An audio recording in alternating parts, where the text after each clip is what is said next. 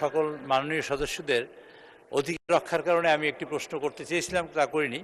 মাননীয় প্রধানমন্ত্রী যেহেতু সংসদে উপস্থিত আছেন, একটি বিষয় আমাদের সকল সংসদ সদস্যদের যেটি একটি জানার বিষয় আছে, মাননীয় প্রধানমন্ত্রী এই বিষয়ে একটু দৃষ্টি দেবেন। এই কারণে ফ্যাসিস্ট সরকারের আমলে সারা বাংলাদেশে সর্বত্র যে সার প্রয়োগের যে ডিলার নিয়োগ করা হয়েছে, সেই ডিলার এখনও বাস্তবে বহাল তবিয়তে আছে এবং সেই ডিলারদের মাধ্যমে এটা সকল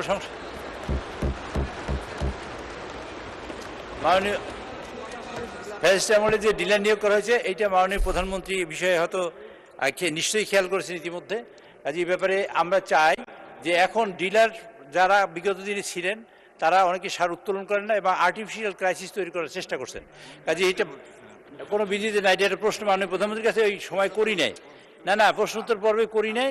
মাননীয় প্রধানমন্ত্রী সামনে আছেন, এটা সকল হাউজের সকলেরই বোধ হয় এটা প্রত্যাশা। সেই ডিলার নিয়োগ বাতিল করে নতুন করে ডিলার নিয়োগ করা হোক, যাতে ওই ফ্যাসিস্টটা বিতাড়িত হয় এবং কৃষকরা রিয়েলি ন্যায্য মূল্যে সার পায়। মাননীয় প্রধানমন্ত্রীর কাছে এটা প্রশ্ন করতে চাই না, মানে এটা তার কাছে একটা সাজেশন চাই, এরকম কী করতে পারেন তিনি সকল দেশের জন্য।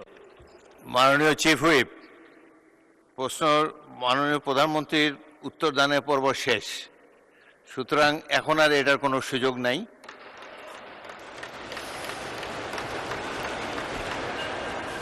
তবে বিষয়টি যেহেতু গুরুত্বপূর্ণ, পরবর্তীকালে এ ব্যাপারে আপনি কি উত্তর দিতে চান?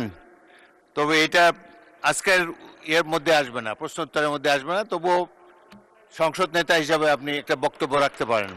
আমি সংসদ নেতা হিসাবে এটি সংক্ষেপে বলতে চাই। সংসদ নেতা হিসেবে বিধির বাইরে, এটা আমি সংসদ নেতা হিসেবে এটার উত্তর দিতে চাইছি। মাননীয় চিফ হুইপ যেটি বলেছেন, উনি যখন ওনার বক্তব্যটি উপস্থাপন করেন, আমি খেয়াল করেছি মোটামুটি পুরা সংসদ বিষয়টিকে ওয়েলকাম করেছেন।